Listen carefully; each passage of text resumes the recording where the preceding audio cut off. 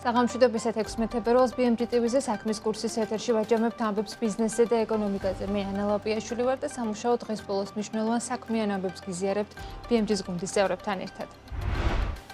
18 თებერვალს ინტერპელაციის წესით პრემიერ-მინისტრის ირაკლი კობახიძის და რეგიონული განვითარების მინისტრის კახაბერ გულედანის მოსმენაა დაგეგმილი პარლამენტში. საკანონმდებლო ორგანოში პრეზიდენტს 17 თებერვალს ელოდებიან. პარლამენტის თავმჯდომარის ინფორმაციით, პრეზიდენტის ყოველწლიური მოხსენება 12 საათზე დაიწყება. თავიდან ბოლომდე ვენდობი ეროვნული ბანკის საქმიანობას ამბობს პრემიერი კობახიძე, თუმცა ემხრობა თუ არა რეზერვების ნაწილის ჩინურ ობლიგაციებში გადატანას ის არ აფასებს. საერთაშორისო სარეიტინგო სააგენტო S&P Global Ratings-ის შეფასებით, საბანკო სექტორის რისკის შეფასების მორიგი განახლებაა გამოქვეყნებული, სადაც მიმოხილულია ცენტრალური აზიის და კავკასიის რეგიონის საბანკო სექტორის საერთო ტენდენციები, ძლიერი და სუსტი მხარეები, მთავარი გამოწვევები და მაკროეკონომიკური რისკები. საქართველოს პოზიცია დადებითად არის შეფასებული. ფაქტორინგის შესახებ კანონპროექტის მიხედვით, რომელსაც პარლამენტი განიხილავს, კომპანიებს ფაქტორინგულ კომპანიად რეგისტრაციისათვის 10,000 ლარის მოსაკრებლის გადახდა და ფაქტორინგულ კომპანიად რეგისტრაციის მსურველ კომპანიებს საწარმოს კაპიტალის 300,000 ლარის ოდენობით შევსება მოუწევთ, რაც შენარჩუნებული უნდა იყოს საქმიანობის ყველა ეტაპზე. საქართველოს ეროვნული ბანკის ინფორმაციით 2026 წლის იანვარში ქვეყანაში შემოსული ფულადი გზავნილების ნაკადების მოცულობა 282,640,000 დოლარი იყო, რაც 16,6%-ით მეტია 2025 წლის იგივე პერიოდის მაჩვენებელზე. ეროვნული ბანკის მიერ განახლებული სტატისტიკიდან ჩანს, რომ იანვარში გზავნილების მაქსიმალური წილი ევროკავშირის ქვეყნებზე მოდიოდა 45,4%, შესაბამისად 128,400,000 დოლარი. წლიური ბრუნვის ზრდის ტემპი კი 17,9%-ია. ევროკავშირის ქვეყნებიდან იტალიის, გერმანიის და საბერძნეთის მაღალი წილი არის გამოსაყოფი ფულად გზავნილებში.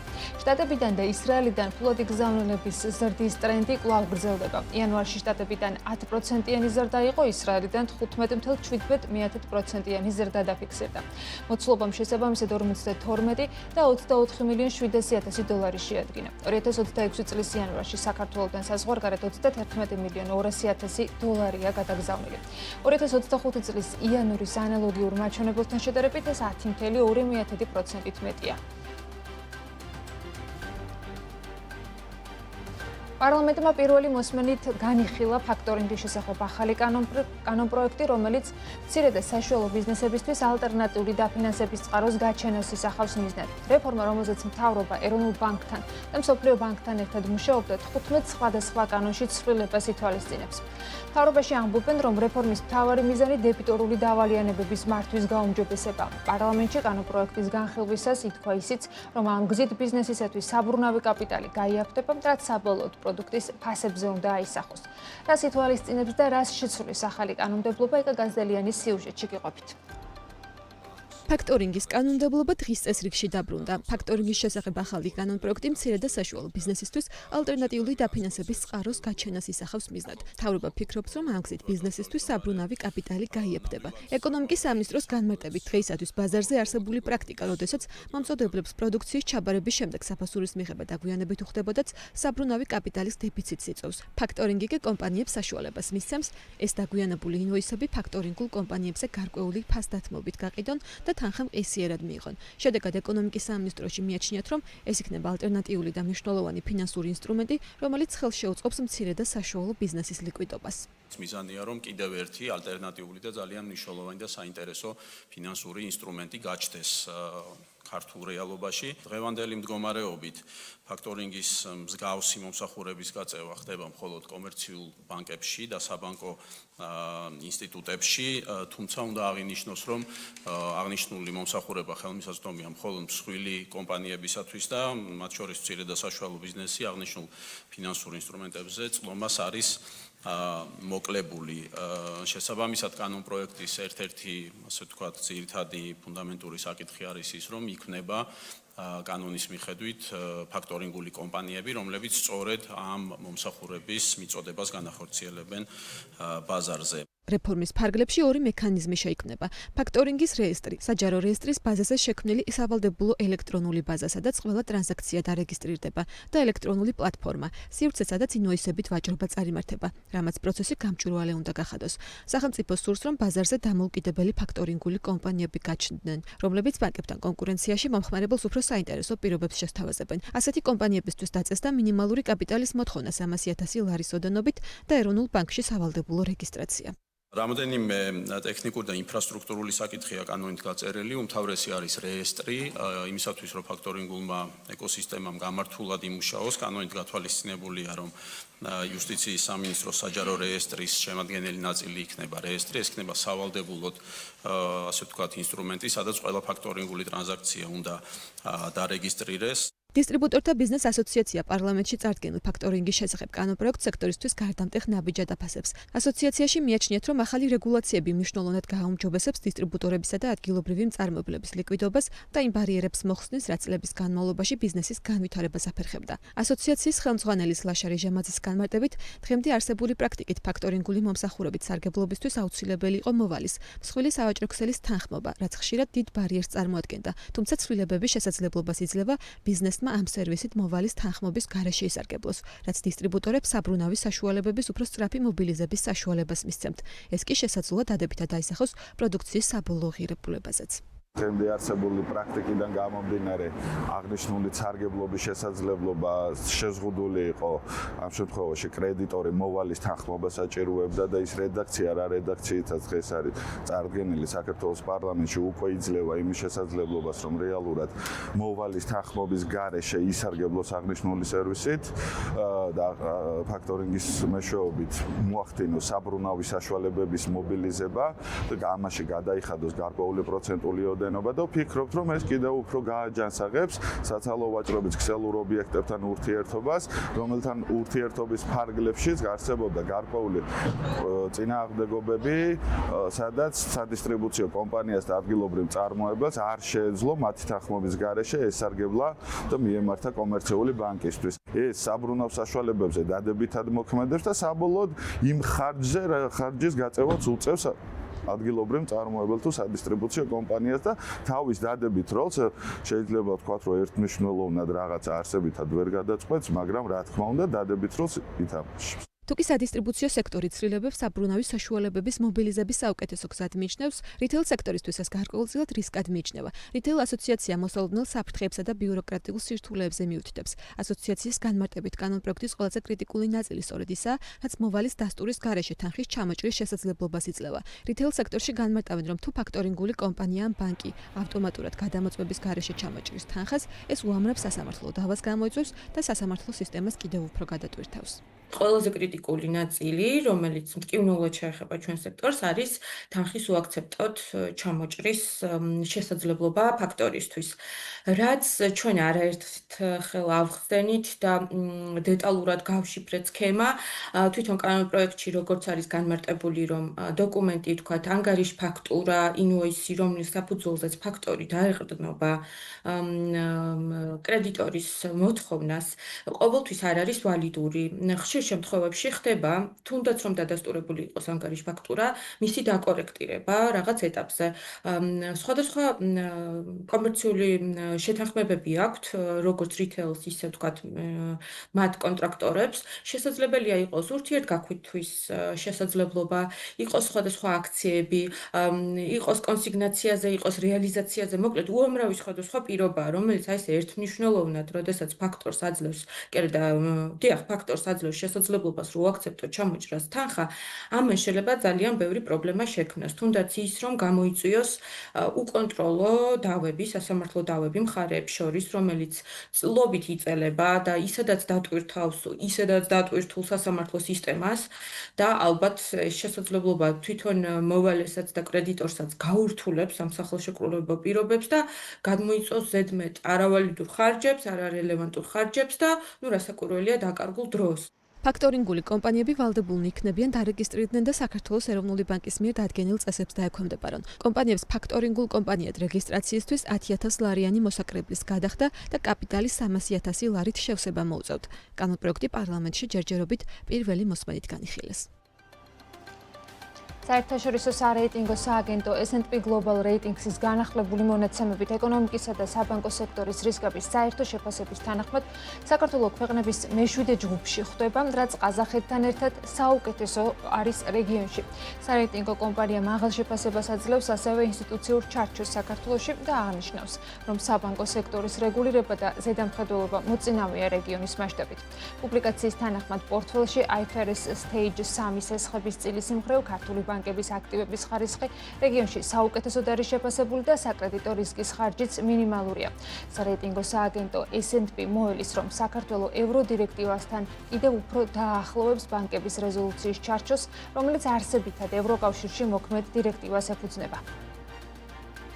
ამავე ანგარიშში, როგორც წინ ანგარიშების გავსად, საქართველოს აქვს ყველაზე მაღალი შეფასება რეგიონში ყაზახეთთან ერთად და განსაკუთრებით ხაზგასმული არის ინსტიტუციური ჩარჩო, რომელიც მათ შორის მოიცავს საქართველოს ეროვნული ბანკის რეგულირებისა და ზედამხედველობის პრაქტიკებს. ასევე ანალიტიკოსები ხაზს უსვამენ მაღალ საკრედიტო ხარისხს საქართველოში, დაბალ საკრედიტო დანაკარგებს, რაც პოზიტიური მაკროეკონომიკური ტენდენციების პარალელურად საქართველოს ეროვნული ბანკის მუდმივი ძალისხმევით აიხსნება, რომ უზრუნველყოთ ქვეყანაში ჯანსაღი დაკრედიტების სტანდარტები. სარეიტინგო სააგენტოების მიერ ასეთი პოზიტიური შეფასებები ყოველთვის დადებითად აისახება საბანკო სექტორზე. უსხოლი ინვესტორები პირველ რიგში სწორედ ამ სააგენტოების შეფასებებს უყურებენ ხოლმე, როცა ქვეყანაში განზრახავენ ინვესტიციების გაკეთებას, ამიტომ ეს პოზიტიურად აისახება როგორც შემოდინებებზე, ასევე მის ფასზე. საქართველოს კერძო კომპანიებს, რომლებიც 2022 წლის 1 იანვრამდე არიან რეგისტრირებული, მეწარმეთა შესახებ კანონის მოთხოვნის შესაბამისად ამონაწერის განახლებისთვის ვადა 2026 წლის 31 მარტამდე აქვთ. თუ კომპანიები სარეგისტრაციო მონაცემებს კანონის შესაბამისად არ განაახლებენ, 2026 წლის 1 აპრილიდან მათი რეგისტრაცია შეჩერდება, რაც კომპანიების ოპერირების შეჩერებას გამოიწვევს. ეს შეეხება საწარმოების მიერ ხელფასების გადახდას, გადასახადების გადახდას, ოპერაციების განხორციელებას, ქონების განკარგვას და ფაქტობრივად ყველა სხვა ოპერაციას, რომელსაც კომპანიები ყოველდღიურად ახორციელებენ. მეწარმეთა შესახებ კანონის შესაბამისად ბიზნესების რეგისტრაციის ვადა ერთხელ უკვე გადავადდა წინაჯერზე ის 2025 წლის 1 აპრილს უნდა ამოქმედებულიყო და ამ ვადამ 1 წლით გახანგრძლივებით შესაბამისად წლევანდლამდე გადმოიწია. ჯერჯერობით უცნობია გადაავადებს თუ არა მთავრობა კანონის მოთხოვნებს კიდევ ერთხელ, რადგან ათასობით ბიზნესისთვის რეგისტრაციის შეჩერებამ სახელმწიფო საგადასახადო შემოსავალზეც შესაძლოა ნეგატიური გავლენა იქონიოს. ეკონომიკისა და მდგრადი განვითარების მინისტრის მოადგილე ირაკლი ნადარეიშვილი შრომის ბაზრის სიღრმისეული კვლევის შესახებ, რომელიც ეკონომიკის სამინისტრომ ჩაატარა, ინფორმირებული არ არის. ის ამბობს, რომ პირადად მას შესაბამისი კვლევების ჩატარებაში მონაწილეობა არ მიუღია. ჟურნალისტს აინტერესებდა, რატომ არ არის საჯარო შრომის ბაზრის კვლევის შედეგები, რომელსაც ქართული ოცნების უმაღლესი განათლების რეფორმა დაეფუძნა და ასევე რომელი უნივერსიტეტები და ბიზნეს ასოციაციები მონაწილეობდნენ ამ კვლევაში, მაგრამ მარიამ ქრივიშვილის მოადგილისგან პასუხები ამ თემაზე ვერ მივიღეთ. ქართული ოცნება მეწარმე სუბიექტების პოლიტიკური აქტივების შეზღუდვას გეკმავს. პარლამენტში წარდგენილი საკანონმდებლო ცვლილებებით შეზღუდვა ვრცელდება მეწარმე იურიდიულ პირზე და პირველ ჯერზე ჯარიმა 20,000 ლარია. განმეორების შემთხვევაში კი ადმინისტრაციული სასჯელი სისხლის სამართლებრივი პასუხისმგებლობით ჩანაცვლდება. როგორც საკომიტეტო მოსმენაზე ქართული ოცნების დეპუტატმა არჩილ გორდულაძემ განმარტა, განმეორების შემთხვევაში სისხლის სამართლებრივი პასუხისმგებლობა იურიდიულ პირთან ერთად ფიზიკურ პირსაც დაეკისრება. შესაბამისი მუხლი მათ შორის თავისუფლების აღკვეთას ითვალისწინებს 3 წლის ვადით. როგორც კანონმდე იყო შემოთავაზებული, პასუხისმგებლობა 20,000 ლარის ოდენობით არის ადმინისტრაციული პასუხისმგებლობის დამდგენი, ანუ პირველ ჯერზე, ხოლო შემდგომი ჩადენა გამოიწვევს სისხლის სამართლებრივ პასუხისმგებლობას, ანუ ის იურიდიული პირი თუ არის ადმინისტრაციულ სახელდადებული პოლიტიკური აქტივობისათვის მეორე ჩადენის შემთხვევაში პასუხისმგებლობა დაეკისრება როგორც ამ იურიდიულ პირს, ასევე დარღვევაზე პასუხისმგებელ შესაბამის ფიზიკურ პირს, იმიტომ რომ არ არსებობს იურიდიული პირის პასუხისმგებლობა ფიზიკური პირის პასუხისმგებლობის გარეშე და შემოთავაზებული არის მუხლი, რომლის მიხედვითაც პასუხისმგებლობა იქნება განსაზღვრული ჯარიმით, საზოგადოებისა და სასარგებლო შრომით ვადით 120-დან 200 საათამდე, ან თავისუფლების აღკვეთით ვადით 3 წლამდე, ხოლო არაერთგზის შემთხვევაში თავისუფლების აღკვეთა 4 წლამდე, ჯარიმა საზოგადოების სასარგებლო შრომა 300 საათამდე. ამოხლით გათვალისწინებული ქმედებისთვის იურიდიული პირი შესაძლებელია დაისაჯოს ჯარიმით ან ლიკვიდაციით და ჯარიმით. არჩილ გორდულაძე პარლამენტში კიდევ ერთ ინიციატივაზე ისაუბრა, რომლის მიხედვითაც საქართველოს სისხლის სამართლის კოდექსს ახალი 316 პრიმამუხრი დაემატება სახელწოდებით. შესაბამისი ცვლილებები პარლამენტში წარდგენილი საკანონმდებლო პაკეტის ნაწილია, რომელსაც იურიდიულ საკითხთა კომიტეტი მეორე მოსმენით მუხლობრივად იხილავს. ამ ინიციატივის მიხედვით სისხლის სამართლის პასუხისმგებლობა დადგება იმ შემთხვევაში, თუ საქართველოს მოქალაქე ან საქართველოს მოქალაქის სტატუსის არ მქონე პირი სისტემატურად და საჯაროდ მოუწოდებს კანონმდებლობის მასობრივად დარღვევისაკენ, საქართველოს ხელისუფლების ორგანოების მასობრივად დაუმორჩილებლობისაკენ ან ალტერნატიული ორგანოების შექმნისკენ. დაგეგმილ ცვლილებებთან დაკავშირებით სახალხო დამცველი აქვეყნებს განცხადებას, რომელშიც იოსელიანი მიუთითებს, რომ პარლამენტში მიმდინარე საკანონმდებლო პროცესი, რომელიც 7 სხვადასხვა აქტში, მათ შორის სისხლის სამართლის კოდექსს და გრანტების შესახებ კანონში ცვლილებებს ითვალისწინებს, შეიცავს საფრთხეებს, რომლებიც შესაძლოა წინააღმდეგობაში იყოს გამოხატვის თავისუფლების საერთაშორისო სტანდარტებთან. სახალხო დამცველის აპარატი მიუთითებს 316 პრიმამუხლის დამატებაზეც, რომ პირველი მოსმენის შემდეგ საკანონმდებლო პაკეტი კიდევ უფრო გამკაცრდა და გაფართოვდა დასჯად ქმედებათა ჩამონათვალის. საუბარია სისხლის სამართლის კოდექსში დაგეგმილ ცვლილებაზე, რომელთაც დასჯადი ხდება ეგრეთ წოდებული ექსტრემიზმი საქართველოს კონსტიტუციური წყობილების წინააღმდეგ. ომბუდსმენი მიიჩნევს, რომ წარმოდგენილი ფორმულირებები არის ბუნდოვანი და ინტერპრეტაციის ზედმეტად ფართო შესაძლებლობას იძლევა. განსხვავებული არის პრემიერის დამოკიდებულება მიმდინარე განხილვებთან მიმართებით. ირაკლი კობახიძე ამბობს, რომ სისხლის სამართლებრივი ნორმები არ განარჩევს პოლიტიკოსებს და არაპოლიტიკოსებს. აქ საუბარია საქართველოს მოქალაქეებზე, რომლებიც შესაბამის ქმედებას ჩადიან, აღნიშნავს პრემიერი. სისხლის სამართლებრივი ნორმები არ განარჩევს პოლიტიკოსებს და არაპოლიტიკოსებს. აქ საუბარია საქართველოს მოქალაქეებზე, რომლებიც შესაბამის ქმედებას ჩადიან, შესაბამისად ბუნებრივია დისკრიმინაციული ვერ იქნება სისხლის სამართლის ნორმა და ეს ერთმანეთისგან ვერ განასხვავებს პოლიტიკოსს და არაპოლიტიკოსს. გარემოს დაცვის და სოფლის მეურნეობის მინისტრს ახალი მოადგილე ჰყავს. დავით სონღულაშვილის მოადგილე გიორგი წკრიალაშვილი გახდა, რომელიც ამ დრომდე რეფორმა კონსტრაქშენის გენერალური დირექტორი იყო. უწყების ინფორმაციით მინისტრის ახალ მოადგილეს სახელმწიფო კერძო და საერთაშორისო ორგანიზაციებში მუშაობის მრავალწლიანი გამოცდილება აქვს. სხვადასხვა პოზიციას იკავებდა ის იუსტიციის სამინისტროში, მათ შორის 2001-2004 წლებში იუსტიციის მინისტრის პირველი მოადგილის თანამდებობაზე იყო. ბოლო წლებში კერძო სექტორში საქმიანობდა, როგორც მეწარმე სოფლის მეურნეობის, ტურიზმის და მშენებლობის მიმართულებით საქართველოში, დიდ ბრიტანეთსა და ჩეხეთში.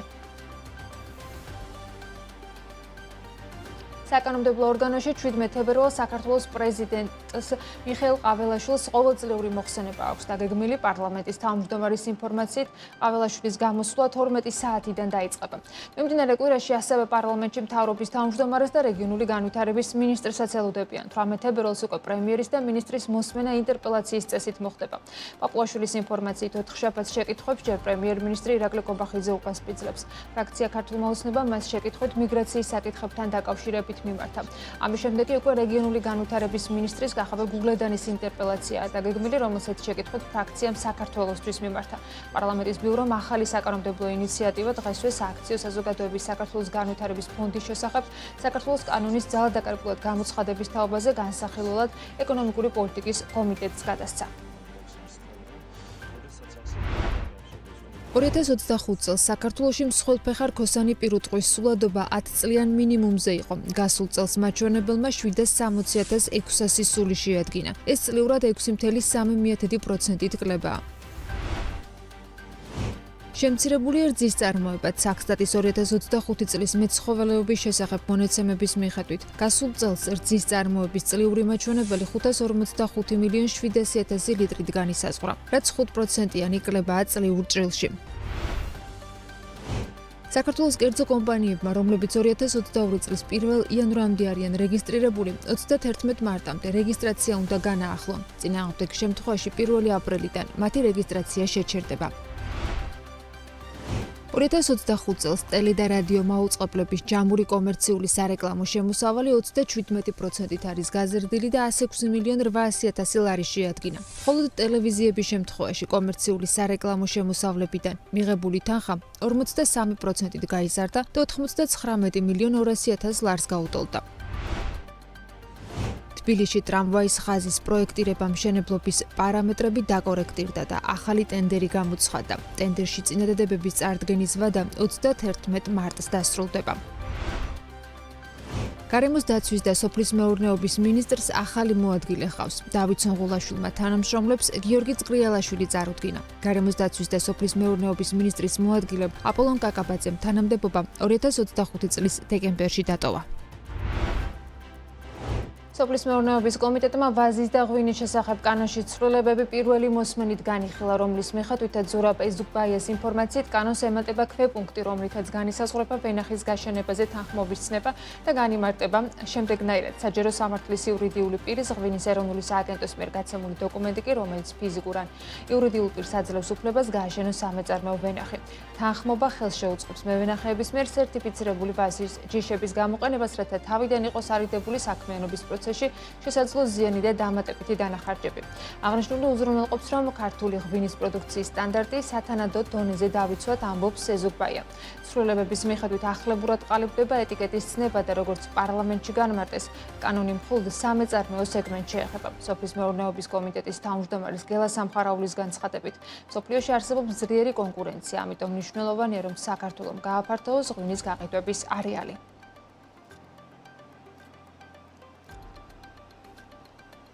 2025 წელს საქართველოში რძის და ხორცის წარმოება შემცირდა. საქსტატის განახლებული მონაცემებით წარმოებული რძის რაოდენობა გასულ წელს 5%-ით არის შემცირებული, ხოლო ხორცის წარმოების მიმართულებით კლება 8%-იანია. რატომ მცირდება ქვეყანაში მსხვილფეხარ ქოსანი პირუტყვის და ღორების სულადობა, რაც საბოლოო ჯამში პროდუქციის დეფიციტს იწვევს? რა გამოწვევებზე საუბრობენ მეცხოველეობის და მებრძოლეობის სექტორში და სად არის გამოსავალი? ანუკა ჯოხაძის სიუჟეტი ვნახოთ ამ თემაზე.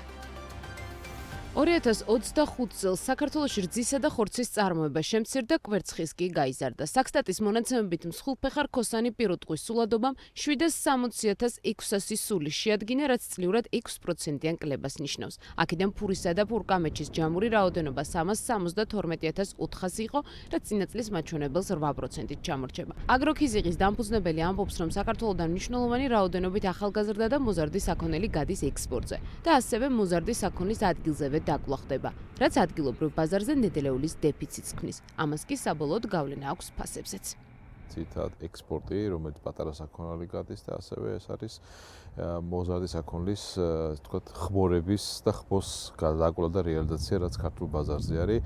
არსად ქვეყანაში ჩვენს გარშემო კი არა, არსად არ ხდება ესეთი პატარა საქონლის დაკლა და რეალიზაცია. შესაბამისად ეს ამცირებს თავისთავად უკვე იმ რაოდენობებს, ესე თქვა, საწარმოო რაოდენობებს, სასუქმოედანზე თავისთავად საქონელი უფრო ნაკლები ხდება და ის იწვევს მერე დეფიციტს.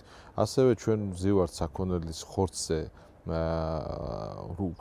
რუსეთზე და ბელარუსიაზე, გაყინულზე არ მაქვს საუბარი, გაცივებულ ხორცზე მაქვს, შესაბამისად ვიღაცისთვის ესე თქვა ჭყალებში ვიძახი ვაჭრისთვის, გაცილებით ადვილი არის რომ მოიტანა პირდაპირ ხორცი და ის გაყიდა, ვიდრე აქ ვიღაცამ ასე ვთქვათ დაკლა და აწარმოა და ამ შემდეგ. ესენია ის ფაქტორები, რომელთაც რაც იწვევს მაგ შემცირებას. ჩემი მოლოდინებია, რომ კიდე მოიმატებს ფასი, თუმცა ზაფხულში ყველა ვარიანტში მოიმატებს, მაგრამ ფიქრობ, შეიძლება გაზაფხულზეც უკვე იყოს რაღაცა კორექცია. საქართველოში 12%-ით შემცირდა ღორების რაოდენობაც და ბოლო 10 წლის მინიმუმზეა. ფერმერთა ასოციაციაში განმარტავენ, რომ ძირითადად ღორის ფერმების დახურვის მიზეზი იმპორტის გააქტიურებაა. რატი კოჯლამაზაშვილის შეფასებით ადგილობრივად ფერმების მოვლა გაძვირდა. ქართველი ფერმერები კი იმპორტირებულ პროდუქციასთან კონკურენციაში ვეღარ შედიან, რის გამოც ფერმის ქონა მათთვის მომგებიანი აღარ არის. ხედავთ, რომ იგივე ღორის მიმართულებით წლიდან წლამდე იკლებს და ვიცით ძირითადი მიზეზი რაც არის. ეს არის იგივე რუსეთიდან შემოყვანილი ღორი და ღორის ხორცი კი ბევრი ქვეყნიდან შემოდის, რაც შეეხება გაყინულს და ძირითადად მაინც ეს გამოწვეულია იმით, რომ თვითღირებულება ბევრად ნაკლები უჯდება, მოგხსენებათ, რომ იქ იგივე მარცვლეული, რაც ძირითადი საკვები არის, თვითონ მოყავთ და ჩვენ შემთხვევაში თუნდაც იგივე ღორების მიმართულებით მარცვლეულზე ისევ რუსეთზე ვართ დამოკიდებული და ეს რა თქმა უნდა აძვირებს, რომ აქ მოხდეს წარმოება და ამ მიმართულებით კონკურენტუნარიანი გახდეს დარგი. ფაქტიურად გამოდის, რომ დაახლოებით ღორის წარმოების ნახევარზე მეტი ისევ იმპორტზე ვართ დამოკიდებული. აქედან გამომდინარე ძალიან რთულია, რომ კონკურენცია გაუწიოთ, თუ არ იქნა, ასე თქვა, დარგობრივი, სწორი, შედეგზე ორიენტირებული გრძელვადიანი პოლიტიკა. წლიდან წლამდე მცირდება რძის წარმოებაც. გასულ წელს 545.7 მილიონი ლიტრი რძევა წარმოეთ, რაც 5%-ით ნაკლებია 2024 წლის მაჩვენებელზე. ქვეყანაში რძის წარმოების მაჩვენებელი 2018 წლის შემდეგ ასეთ დაბალ ნიშნულზე არ ყოფილა. სექტორში ნედლი რძის დეფიციტზე საუბარი წლებია მიდის, რომლის მიზეზიც ინდუსტრიული ფერმების ნაკლებობა. მსგავსი ფერმების მოწყობას მაღალი კაპიტალ დაბანდება სჭირდება, რადგან გაძვირებულია როგორც სანაშენე საქონლის ღირებულება, ასევე საკვები, რომელიც იმპორტირებულია. გაიზარდა თვითონ სანაშენე საქონლის ღირებულება, სულ ცოტა 1500 ევროთი და ერთი სულის ღირებულება მიაღწია საშუალოდ 3500 ევროს, როდესაც 2 წლის წინ სანაშენე საქონლის ღირებულება სულ 2000 ევროს აღწევდა. ამიტომ ინვესტიციის განხორციელება ძალიან ჭირს ბიზნესს, ფაქტიურად არ აქვს საშუალება დაარსოს თანამედროვე ახალი ფერმები, მიუხედავად იმისა, რომ ამ მიმართულებით სახელმწიფოს აქვს მესაქონლეობის განვითარების პროგრამა, თვითონ შექმნილი თანამედროვე ფერმებიდანაც გასული 2-3 წლის განმავლობაში დაახლოებით 20-ის ფერმა დაიხურა. დეფიციტი გვაქვს დაახლოებით 25-დან 30%-მდე ნედლი რძისა. მოთხოვნა მაღალია, ფასები ნორმალურია. საჭირო არის სახელმწიფომ გადახედოს არსებულ პროგრამებს და მნიშვნელოვანი ცვლილებები განახორციელოს ფერმერებთან ერთად, მათი მოსასწრებები იქნეს გათვალისწინებული. ერთადერთი სადაც ზრდა ფიქსირდება მეფრინველეობის დარგია. ფრინველის რაოდენობა 2025 წელს 8.700.000 ფრთა შეადგინა, რაც 8.3%-ით აღემატება წინა წლის ანალოგიურ მაჩვენებელს. 2025 წელს გაიზარდა კვერცხის წლიური წარმოებაც და 688 მილიონი ცალი შეადგინა, რაც 2024 წელთან შედარებით 2.2%-ით მეტია. საქართველოში სამაცივრო მეურნეობების რაოდენობა გაზრდილია, მოიმატა როგორც კამერებში განთავსებული, ასევე გაყიდული პროდუქციის მაჩვენებელმა. საქსტატის მონაცემებით, გასული წლის მეოთხე კვარტალში საქართველოში 353 ერთეული სამაცივრო მეურნეობა ფუნქციონირებდა, 2024 წელს იგივე პერიოდში 285 ერთეული იყო. მათი უმრავლესობა 66.9% გასული წლის სტატისტიკიდან შიდა ქართლის რეგიონშია განთავსებული.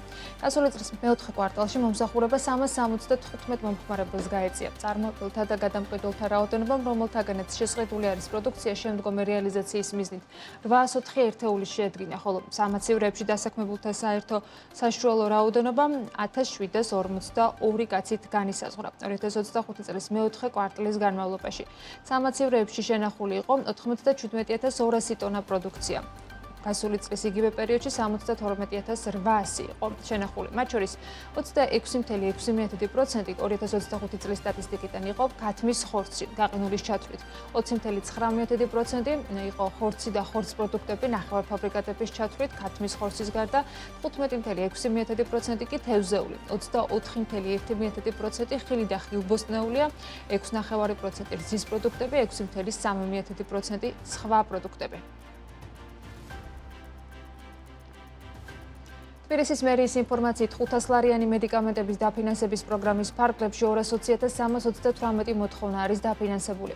კახაკალაძის განცხადებით, სოციალურად დაუცველი საპენსიო ასაკის პირებისათვის მედიკამენტების დაფინანსების პროგრამის განხორციელება 2022 წელს სოციალურად დაუცველი საპენსიო ასაკის მოსახლეობის მედიკამენტებით უზრუნველყოფის მიზნით დაიწყო, რაც საარჩევნო დაპირება იყო. მისივე თქმით, თბილისის მერიის ჯანდაცვის და სოციალური მომსახურების საქალაქო სამსახურის პროგრამის 2026 წლის ბიუჯეტი 10 მილიონ ლარს შეადგენს.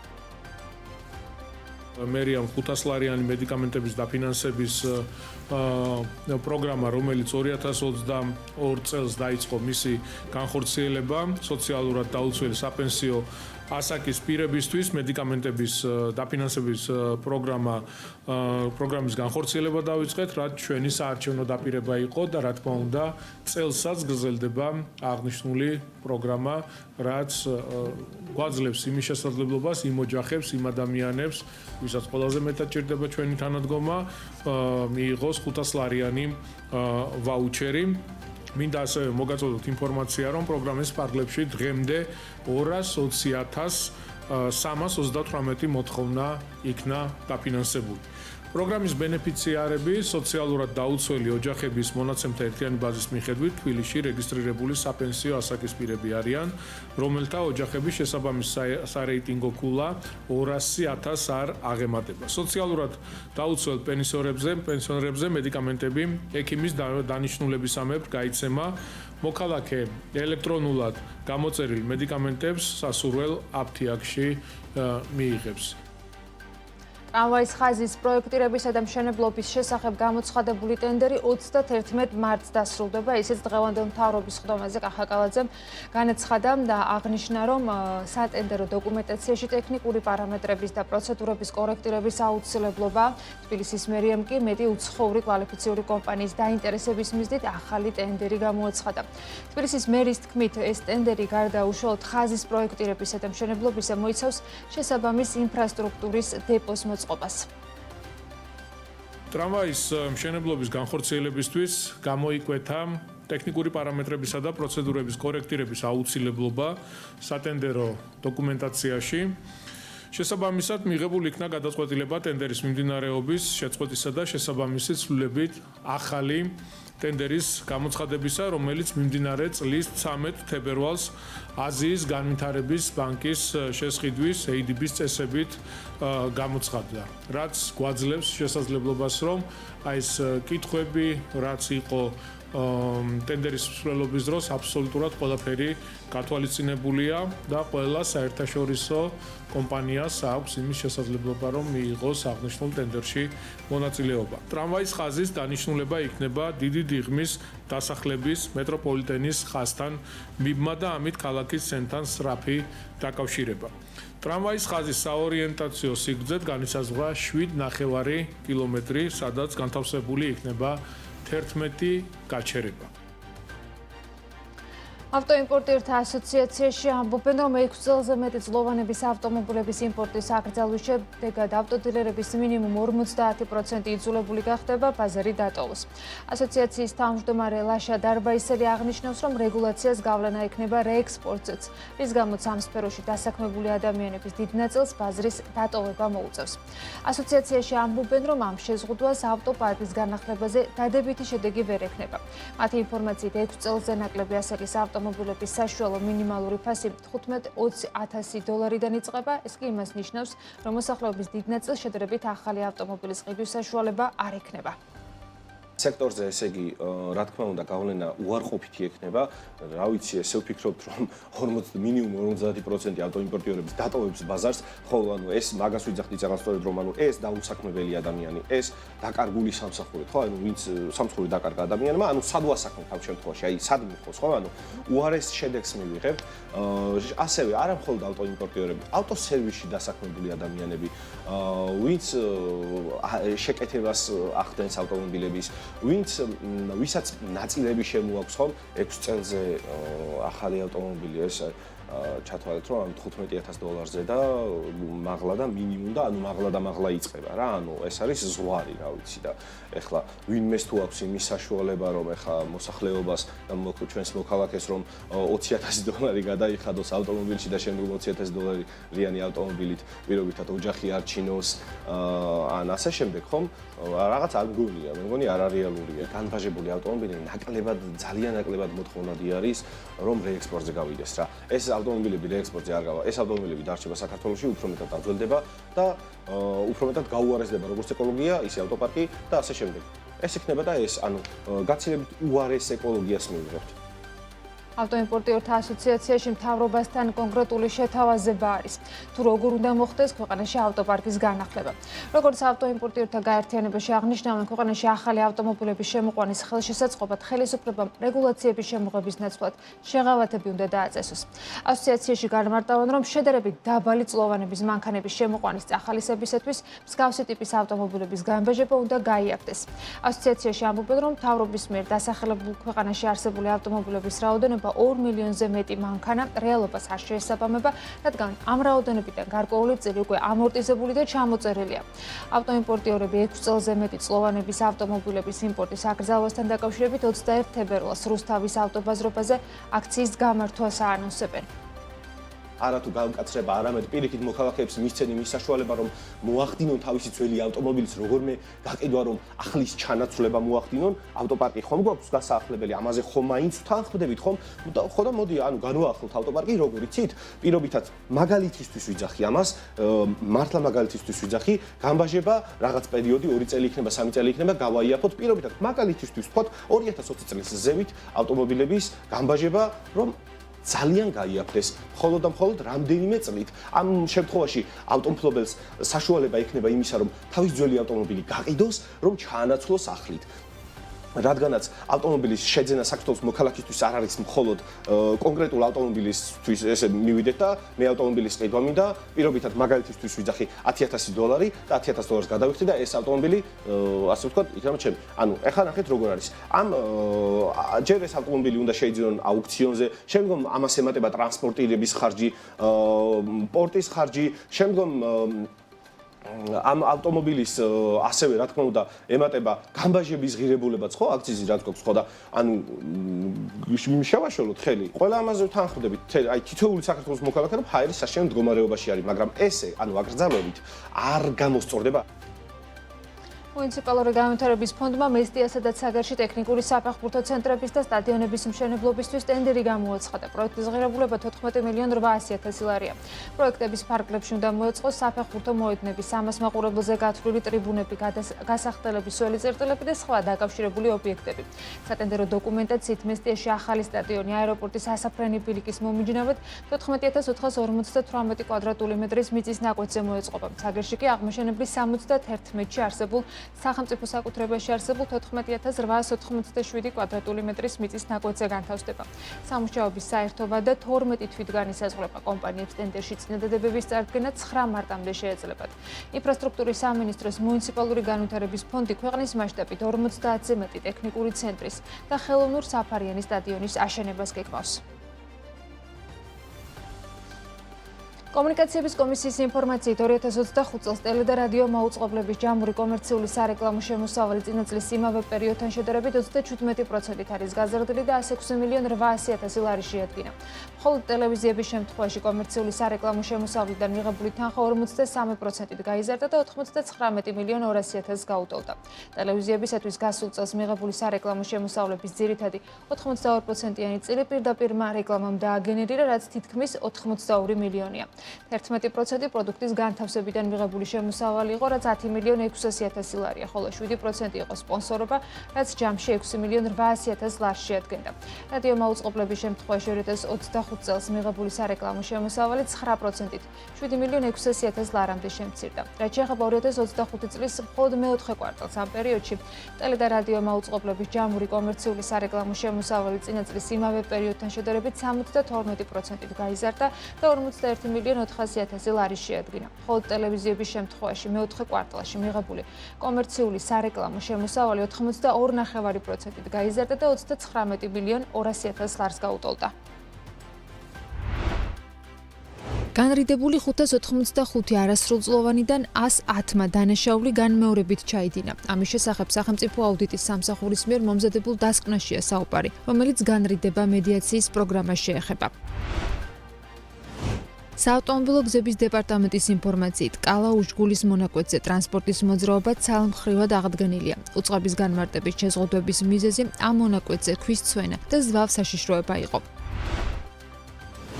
ოკუპირებულ ცხინვალში მარიონეტული რეჟიმის ახალ ეგრეთ წოდებულ პრემიერ-მინისტრად ძამბოლატ ტადტაევი დაენიშნა. ოპოზიციურმა პარტიამ ერთიანმა ოსეთმა ეგრეთ წოდებულ პრეზიდენტ ალან გაგლოევის მიერ პრემიერ-მინისტრის პოსტზე წარდგენილი კანდიდატის მხარდაჭერაზე უარი თქვა.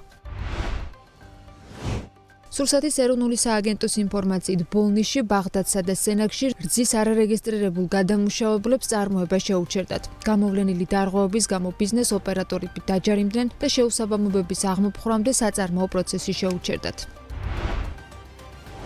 ბოსნია და ჰერცეგოვინის მთავრობამ ამერიკული AFS Infrastructure and Energy-ს წინადადება მილსადენის პროექტის მშენებლობის შესახებ ოფიციალურად მიიღო, რომლის მიზანიც ქვეყნის დაკავშირებას ხორვატიის კუნძულზე მდებარე გათხევადებული ბუნებრივი აირის ტერმინალთან, რაც ბოლოს მოუღებს რეგიონში გაზპრომის მონოპოლიას. ამჟამად ბოსნია და ჰერცეგოვინა სრულად დამოკიდებული არის თურქულ მილსადენზე, რომლის მეშვეობითაც ქვეყანაში მხოლოდ რუსული LNG შედის. ახალი $200 მილიონ პროექტი, რომლის მშენებლობაც 2026 წელს დაიწყება, ქვეყანას ენერგეტიკულ ალტერნატივას შეუქმნის.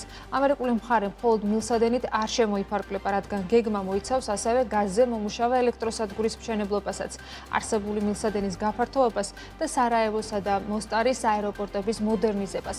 ამ ყველაფერთან ერთად 2027 წლიდან ევროპამ სრულად შეწყვეტს რუსული გაზის იმპორტს. ეს კი იმის მანიშნებელი შეიძლება იყოს, რომ რეგიონში გაზპრომის მონოპოლია დასასრულს უახლოვდება და რუსეთი მომავალში ევროპულ ბაზარზე დაბრუნებას ვეღარ შეძლებს. საბერძნეთში დაფუძნებული საწარმო Atlantic Sea LNG, რომელიც დება კომერშალსა და აქტორ გრუპს შორის პარტნიორობით შეიქმნა ამერიკულ კომპანიებთან 20 წლიანი სტრატეგიული შეთანხმების გაფორმებას ცდილობს. მოლაპარაკებების დასკვნითი ეტაპი 24 თებერვალს ვაშინგტონში იგეგმება, სადაც მხარეები მრავალწლიანი თანამშრომლობის ფინანსურ და ტექნიკურ დეტალებს დააზუსტებენ. მოლაპარაკებების მთავარი საგანი საბერძნეთისთვის წლიურად 15 მილიარდ კუბურ მეტრამდე ამერიკული გათხევადებული ბუნებრივი აირის სტაბილური მოწოდება, რაც სამხრეთ და ცენტრალური ევროპის ენერგოუსაფრთხოების ფუნდამენტური გარანტი უნდა გახდეს. პროექტის ქვაკუთხედის ვერტიკალური გაზის დერეფანი წარმოადგენს, რომელიც საბერძნეთის LNG ტერმინალებს ბულგარეთის, რუმინეთის, მოლდოვასა და უკრაინის მილსადენებთან აკავშირებს.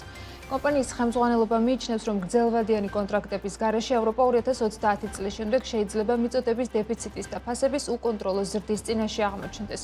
ამიტომ საბერძნეთის მიერ ამერიკასთან ამ შეთანხმების გაფორმებას ევროპისათვის უდიდესი მნიშვნელობა ექნება.